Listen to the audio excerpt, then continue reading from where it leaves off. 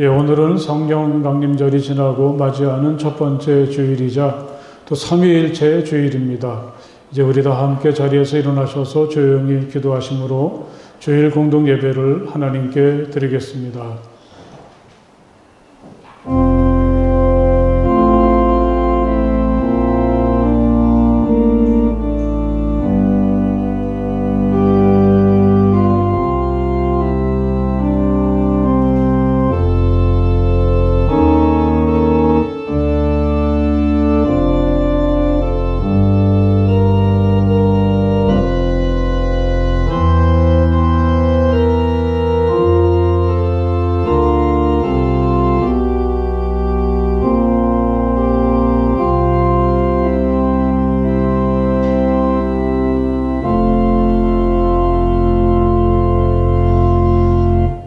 할렐루야. 주님의 이름을 찬송하여라.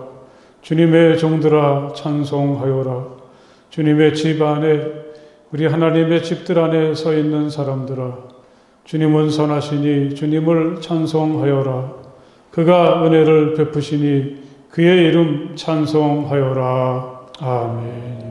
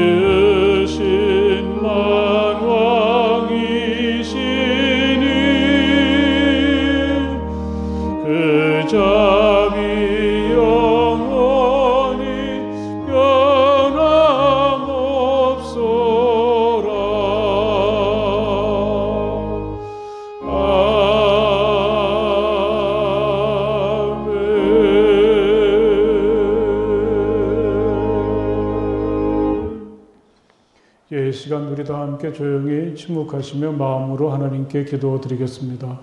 하나님, 제가 여기 있습니다. 따뜻한 사랑으로 저를 맞아주시고 제게 있는 모든 허물과 부끄러움들을 용서해 주시며 제게 있는 아픔과 상처들을 치유해 주시기 원합니다. 우리 간절한 마음으로 함께 침묵 기도 드리시겠습니다.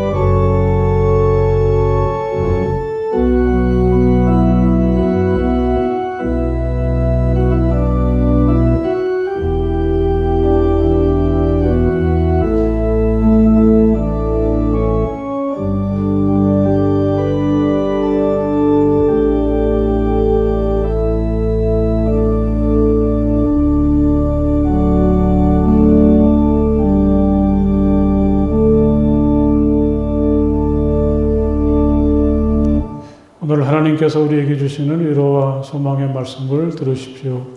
너희를 두고 계획하고 있는 일들은 오직 나만이 알고 있다.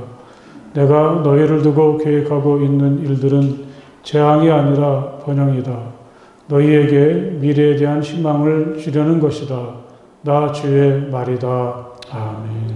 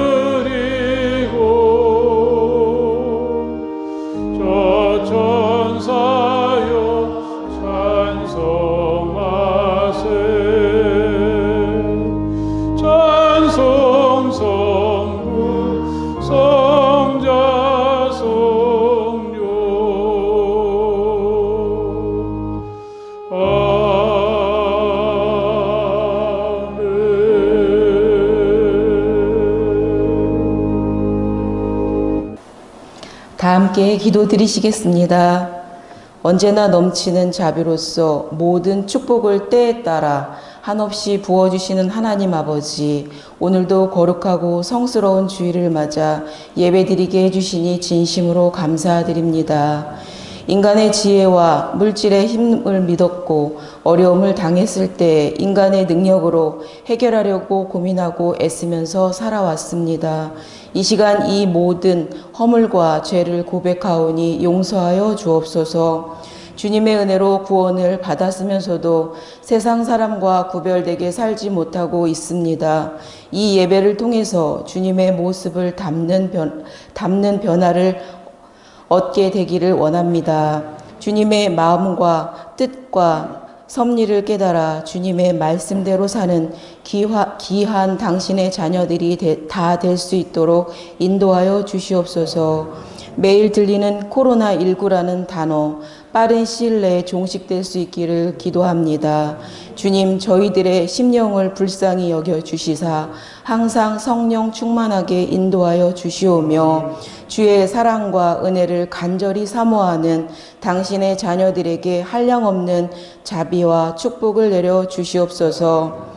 병마와 싸우며 고통 중에 있는 성도들을 도와주시어 회복하게 하시며 가정의 여러 문제와 경제적인 문제로 고민하는 성도들의 기도를 들어주시고 친히 응답해 주시옵기를 바라고 원합니다. 하나님 아버지, 이 시간 우리의 마음 문이 활짝 열려지게 성령님 주장하여 주시고 말씀 전하실 목사님 늘 강건케 붙들어 주시어 성령 충만으로 인도하여 주옵소서. 말씀 듣는 저희들 아멘으로 화답하게 하여 한 주간 살아갈 때 은혜의 말씀, 힘과 용기의 말씀 될 줄 믿습니다. 지금은 첫 시간이오니 마치는 시간까지 주님 항상 함께 임하시어 은혜 받는 시간 되게 해 주시옵소서. 모든 말씀 사랑 많으신 예수 그리스도 이름으로 간절히 기도드립니다. 아멘. 예, 시간 하나님의 말씀은 신약성경 고린도후서 13장 11절에서 13절까지의 말씀이 되겠습니다. 다 찾으십시오. 고린도후서 13장 11절에서 13절까지의 말씀입니다.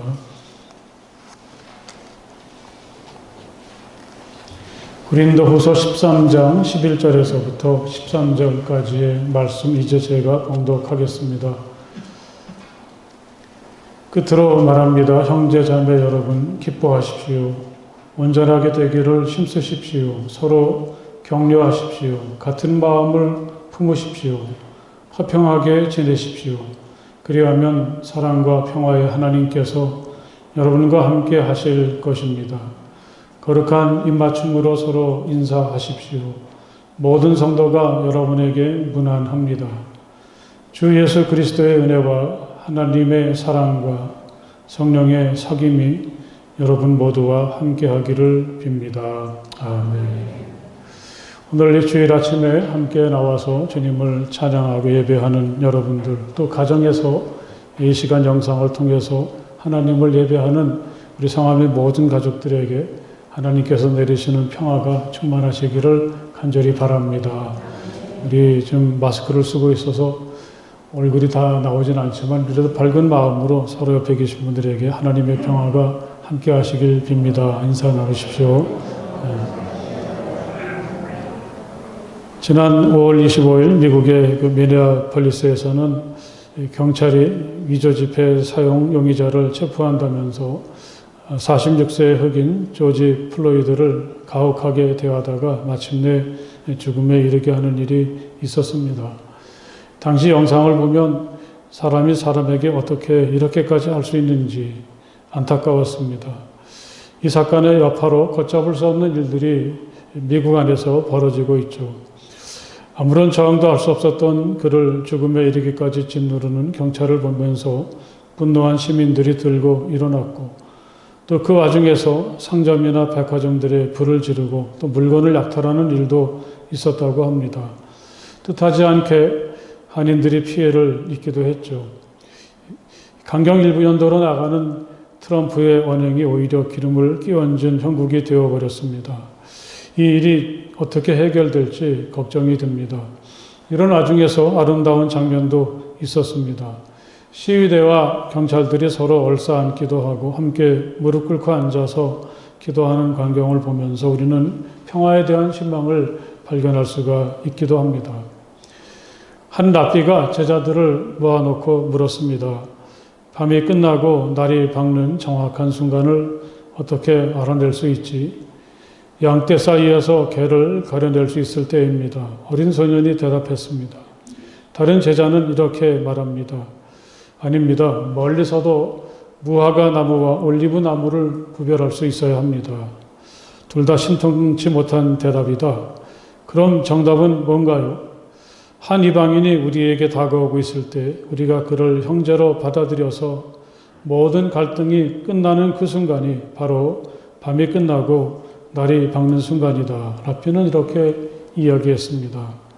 중동의 평화를 위해서 헌신했던 이스라엘의 지도자 시몬 페레즈가 이 다보스 포럼에서 했던 말이라고 합니다. 그의 말은 우리에겐 고귀한 삶을 향한 도전처럼 다가옵니다. 도대체 어떻게 이렇게 할 수가 있겠습니까? 낯선 이방인을 형제로 받아들이는 일 말입니다.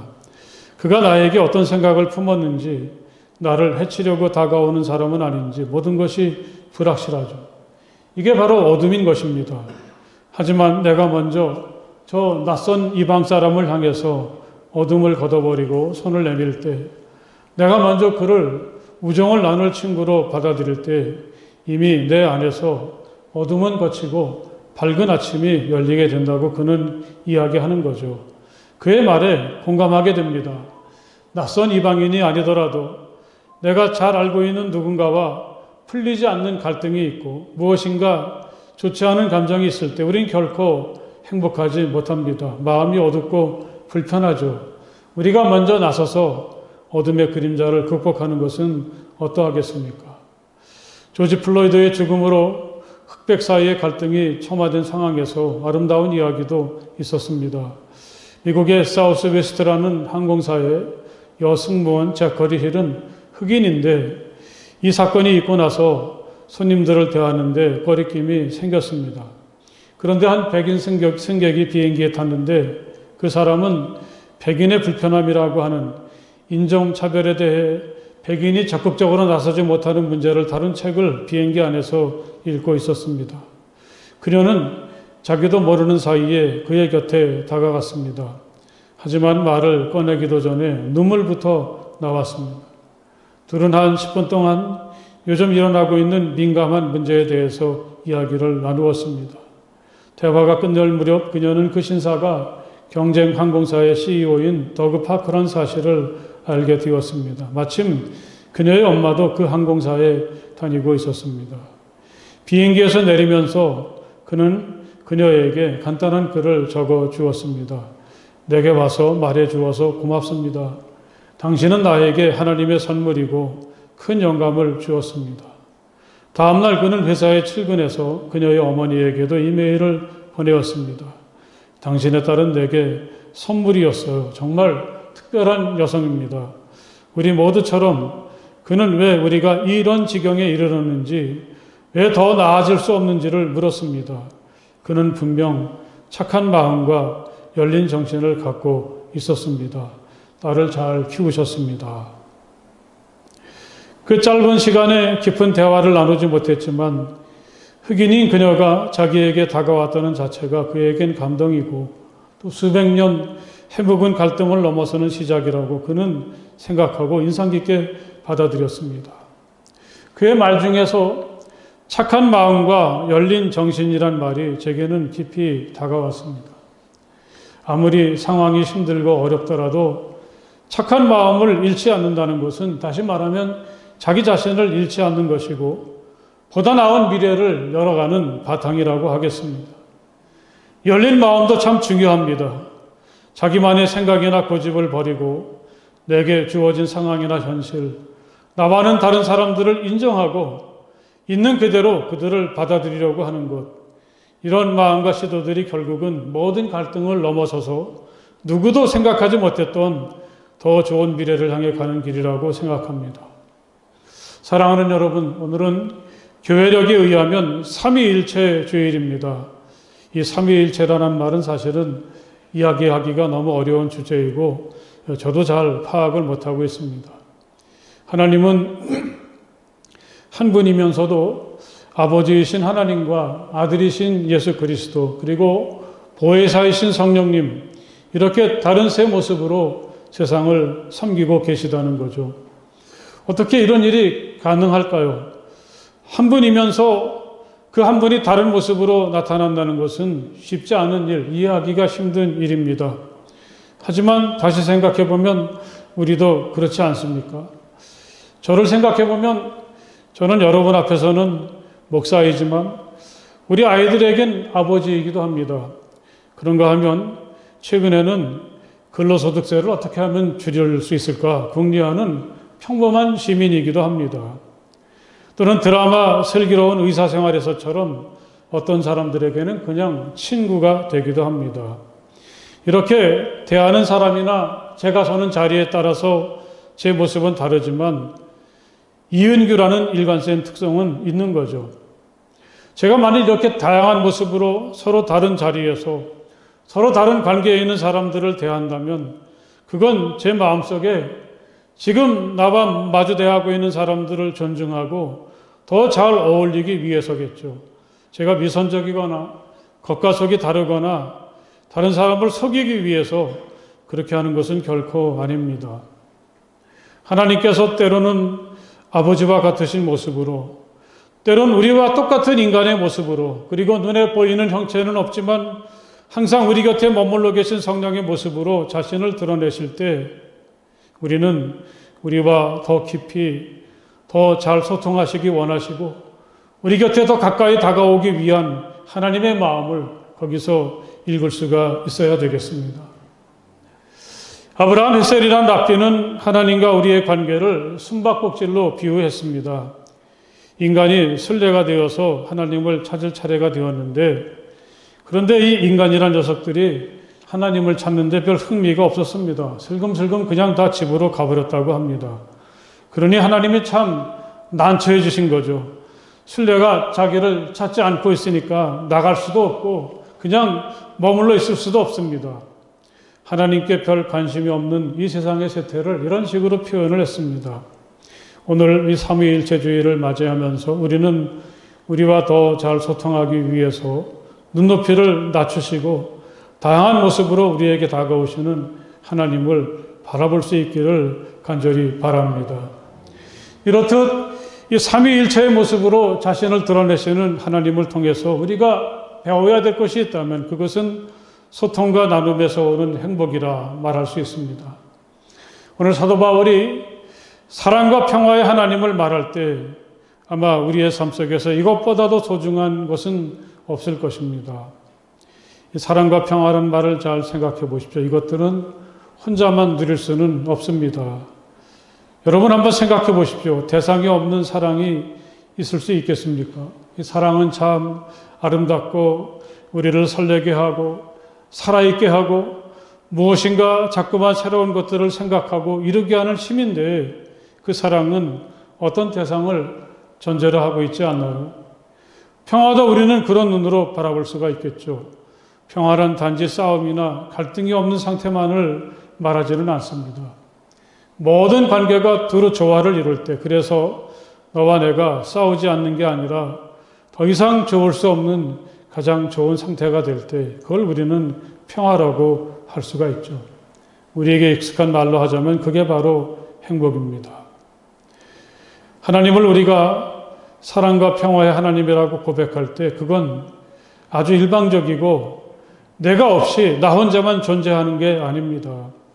하나님께서 아버지와 아들과 양의 모습으로 우리에게 다가오실 때 그 하나님께는 피조물인 우리들과 나누는 교감의 기쁨이 있습니다. 지난 주간에 은퇴를 앞에 두고 계신 선배 목사님을 잠깐 만났습니다. 뭐가 섭섭하세요? 물어보았더니 뜻밖의 대답을 하시더라고요. 이제 막 걷기 시작한 손녀가 무려 8년 만에 그 손녀를 보게 되었는데 교회 마당에서 아장거리며 노는 모습을 앞으로 볼 수 없다는 게 참 아쉽다는 거죠. 이 양반도 손녀 바보로구나 그렇게 생각을 했어요. 이분이 성도 앞에서는 목사이지만 손녀와 교감하고 손녀의 마음을 얻기 위해서 어떻게 할지 안 봐도 알 것 같았습니다. 여러분, 하나님도 그러하십니다. 이 사랑과 평화의 하나님을 말할 때 그 사랑과 평화란 내가 있어서 내가 느낄 수가 있는 것입니다. 비록 우리들이 많이 부족하고 허물이 많아도 마치 할아버지가 손녀딸을 사랑 가득한 마음으로 바라보면서 행복해하듯이 하나님은 우리와 눈을 맞추시면서 행복해하고 우리를 한없이 사랑하시는 게 하나님에겐 즐거움입니다. 그게 바로 하나님의 평화입니다. 여러분, 우리에겐 지금도 사랑과 평화의 하나님이 함께 하십니다. 사랑과 평화의 하나님은 우리를 자신이 지금 누리고 계신 사랑과 평화의 세상으로 초대하십니다. 우리가 어떤 형편이나 처지에 직면했던 하나님 앞에선 그게 결코 문제될 수가 없습니다. 우리가 믿는 하나님은 사람의 헤아림을 넘는 평화, 다시 말하면 어떤 상황에서도 누릴 수 있는 진정한 평화로 우리를 지금도 이끌어가고 계십니다. 그렇다면 사랑과 평화의 하나님께서 초대하시는 삶은 어떤 걸까요? 오늘 사도 바울은 몇 가지로 우리에게 소개하고 있습니다. 첫째로 그는 기뻐하십시오. 그렇게 말을 합니다. 여러분이 기뻐하라는 말은 아마 복음서나 서신에서 가장 빈번하게 들리는 말일 것입니다. 그래서 어떤 때 우리가 기뻐하십시오 이런 말을 들어도 별로 새로울 것이 없기도 하고 또 어떤 때 우리는 이렇게 말할 때마다 기뻐해야 할 이유가 있어야지 기뻐하죠. 기쁨을 싫어할 사람이 어디 있나요? 이렇게 맥 빠진 모습으로 대답을 할 수도 있습니다. 하지만 그들은 정말 그랬습니다. 자신들의 삶의 여정에 불쑥 자기들을 찾아오신 예수. 예수만 생각하면 마음이 따스해지고 기쁨이 찾아옵니다. 그들이 누리는 기쁨의 이유는 하나같이 그리스도 예수입니다. 그들은 예수 때문에 기뻤습니다. 그건 자기 인생에서 예수라는 가장 귀한 보화를 찾은 기쁨이고 그것을 위해서 자기 모든 것을 던지는 자들이 누리는 기쁨입니다. 하늘나라는 밭에 숨겨놓은 보물과 같다. 어떤 사람이 그것을 발견하면 제자리에 숨겨두고 기뻐하며 집에 돌아가서는 가진 것을 다 팔아 그 밭을 산다. 여러분, 기쁨이 찾아오기를, 기쁨이 나를 찾아오기를 맥 빠지게 기다리지 말고 이제부터는 예수 안에 감춰져 있는 기쁨을 찾아 나서는 마음껏 기뻐하는 우리가 될 수 있기를 간절히 바랍니다. 바울은 또 온전하게 되기를 힘쓰라고 그렇게 말합니다. 어제와 다른 내가 된다는 것, 내가 조금 컸구나 이렇게 느낄 수 있다면 그것은 좀처럼 얻기 힘든 행복이죠. 어렸을 때 키가 좀 크면 괜히 기분이 좋지 않았습니까? 어쩌면 이것은 하나님께서 지으신 모든 피조물들 중에서 사람만이 누리는 특권입니다. 우리는 어떤 사람을 말할 때 그 사람의 됨됨이가 어떠냐, 사람됨을 이야기하죠. 여기엔 사람이란 끊임없이 되어져가는 존재라는 전제가 담겨 있습니다. 사람은 다른 모든 피조물들에 비해서 가장 부족한 상태에서 태어나지만 몸도 자라고 마음도 자라고 지혜도 자라나서 다른 피조물들까지도 돕고 섬기는 존재가 됩니다. 겸손한 사람이 배운다는 말이 있습니다. 겸손해 주십시오.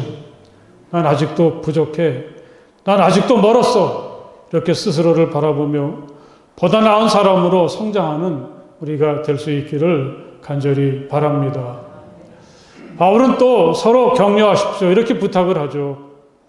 서로 도와주고 서로를 세워주는 일은 우리가 할 수 있는 가장 멋지고 아름다운 일입니다. 어떤 성경은 이 말을 내 호소에 귀를 기울여 주십시오. 이렇게 읽었습니다. 너를 격려하고 너를 세워주는 시작이 어딘가를 말해주는 대목이죠. 너를 존중하는 것으로부터 시작된다고 하겠습니다. 너를 단지 나의 목적을 달성하기 위한 도구나 수단으로 생각하는 게 아니라 너를 나처럼 소중한 꿈을 가지고 있고 독립적인 인격을 가진 어엿한 주체로서 행복하게 살 권리가 있는 나와 같은 똑같은 존재로 바라보아 주는 거죠. 너의 호소를 들어주고 너를 경청한다는 것은 너를 존중하지 않으면 할 수 없는 행동입니다. 여러분, 너를 존중하고 너를 격려하는 일은 내가 존중받고 내가 격려받고 내가 세워지는 길이기도 하다는 것을 마음속에 새기시기를 바랍니다. 일방적인 관계란 사람 사이에서 있을 수 없습니다. 그래서 바울도 서로 격려하십시오. 서로 그렇게 이야기합니다. 무엇인가 많이 가지고 많이 알아서 나이가 많아서 그 사람들만 도와주고 격려할 수 있는 건 아닙니다. 마음만 있다면 우린 아무것도 가지지 않았어도 너를 격려하고 세워주고 너를 경청할 수 있습니다. 그러는 중에 너도 세워지지만 나도 그만큼 세워질 수 있다는 사실을 여러분 마음속에 새기시기를 간절히 바랍니다. 이 같은 마음을 품으라고도 이야기합니다. 어떻게 우리가 같은 마음을 가질 수가 있겠습니까? 우리는 서로가 자라난 배경도 다르고 또 성격도 다르지 않습니까? 또 지금 하는 일도 다른 사람들인데 이 같은 마음을 품는다는 게 과연 가능할까? 서로 조화롭게 생각하십시오. 이렇게도 읽을 수 있다고 어떤 성경은 번역을 해놓았습니다.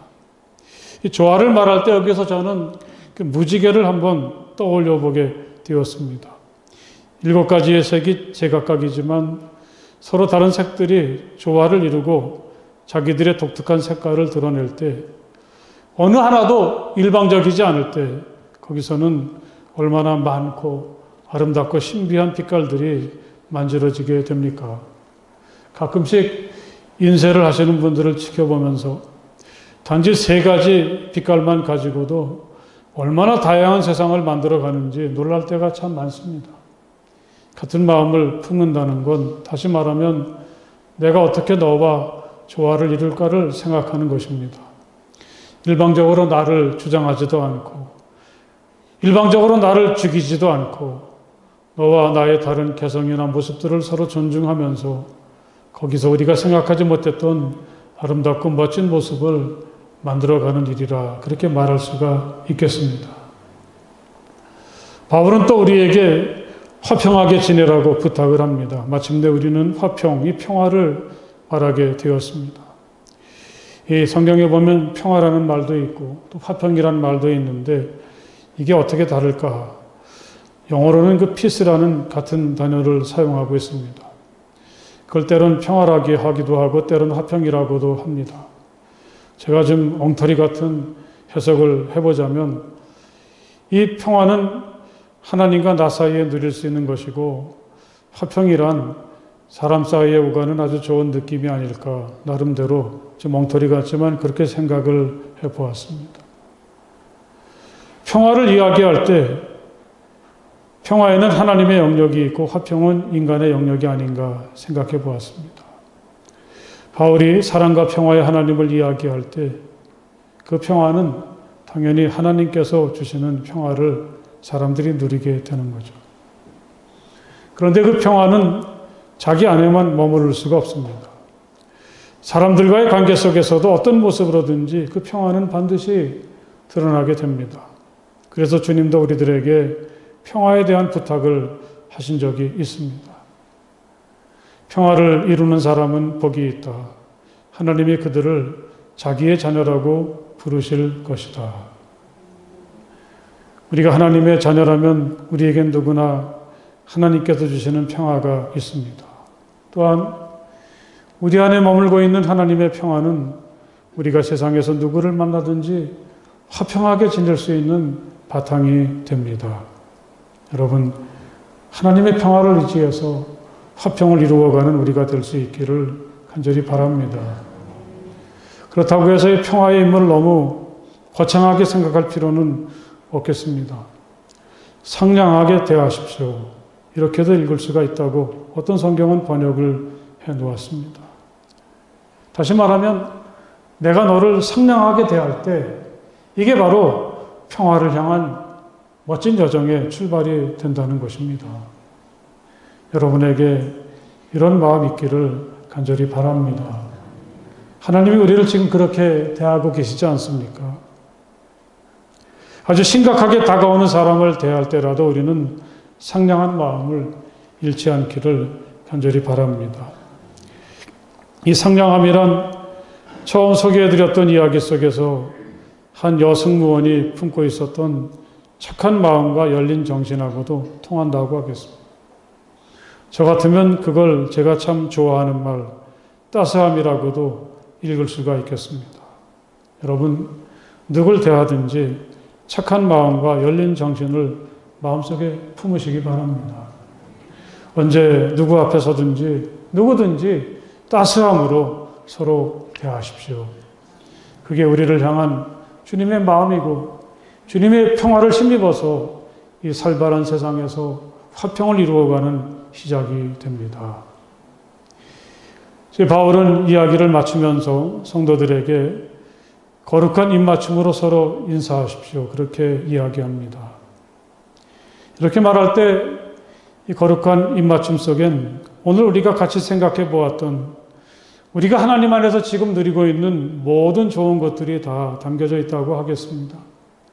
내가 그리스도 안에서 찾은 아주 보석까지 소중한 기쁨, 그 누구도 나를 흔들어 놓을 수 없는 하나님의 평화, 너를 사랑하고 존중하는 마음, 이런 모든 것들을 담아서 너와 나누려고 하는 행위가 바로 거룩한 입맞춤이라고 저는 읽었습니다. 우리가 그렇게 할 때 우리에게 사랑과 평화의 하나님께서 그 자리에 우리와 함께 하심을 느낄 수가 있습니다.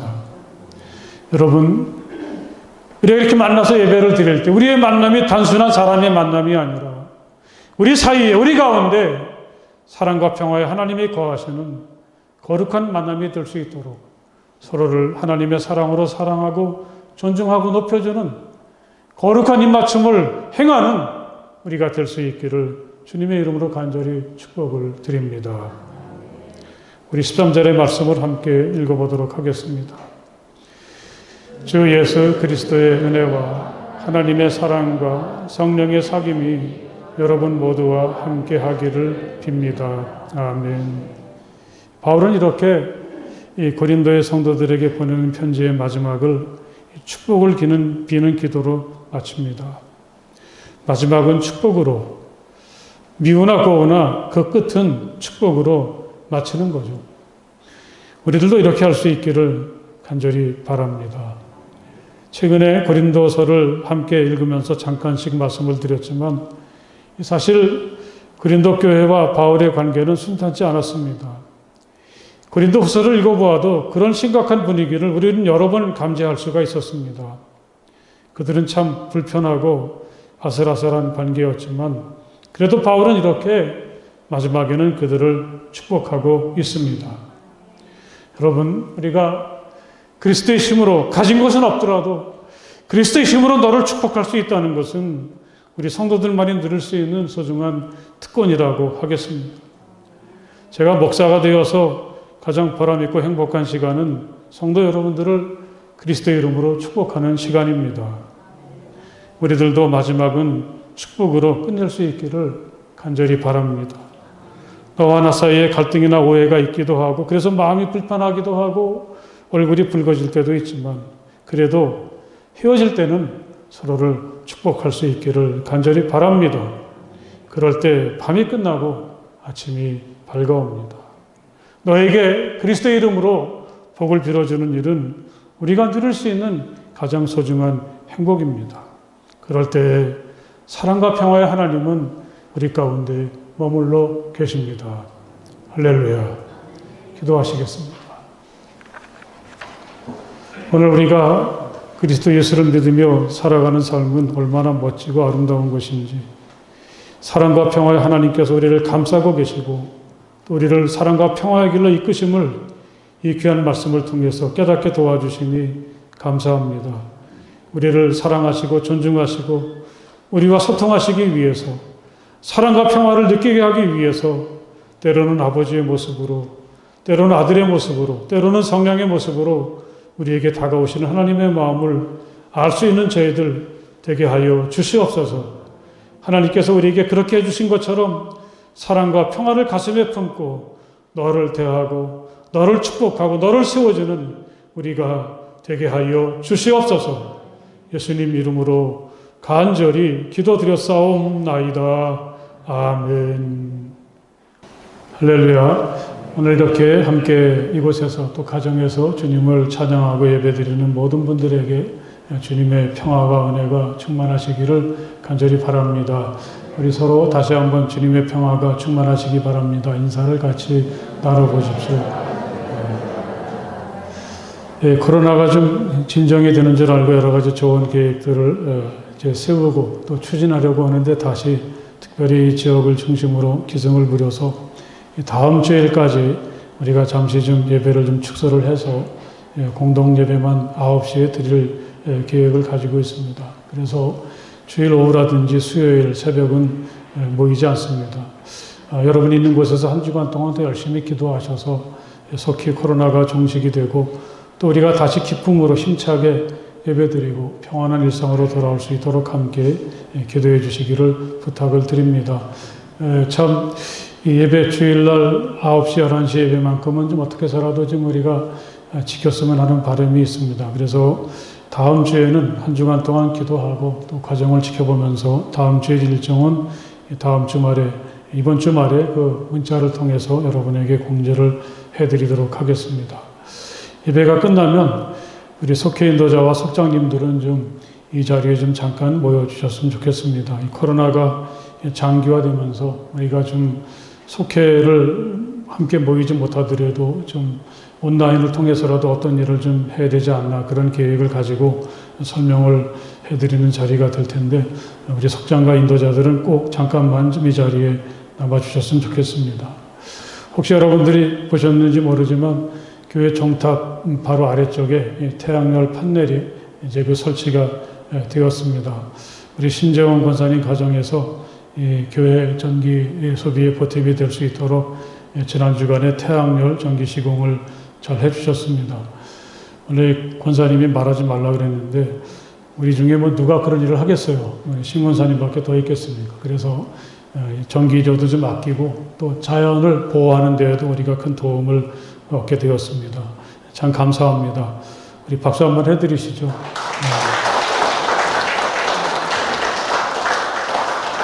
네, 또 여러분들이 예배를 마치고 돌아가실 때에는 그 파일을 어떤 분이 구워 오셔가지고 이 코로나에 힘내시라고 하나씩 돌아갈 수 있게 장만을 해주셨어요.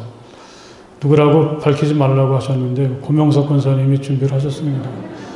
이것도 우리가 누가 했는지 알고 먹어야지 맛있는 거 아니겠어요? 그래서 말씀을 드리니까 감사드리고 혹시 그런 마음이 드시면 절대로 사양하지 마십시오. 그래서 우리가 서로 작은 것을 통해서라도 힘을 얻고 격려하는 시간들을 좀 많이 가졌으면 좋겠습니다.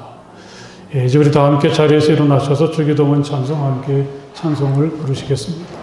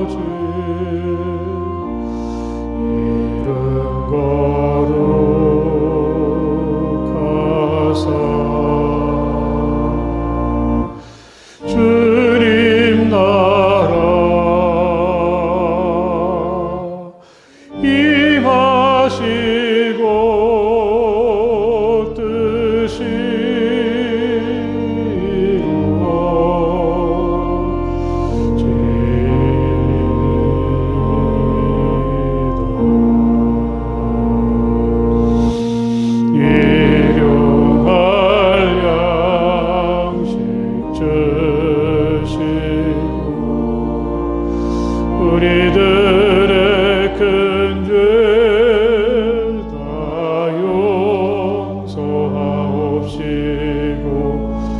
또 시험에 들게 마시고 악에서 구원하소서. 대개 주의 나라 주의 권세 주의 영광 영원히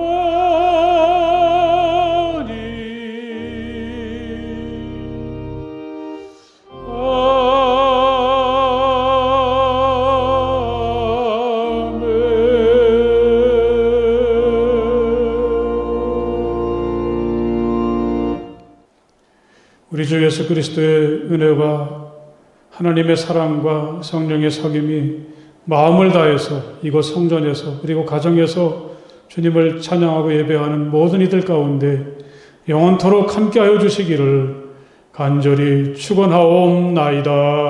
아멘.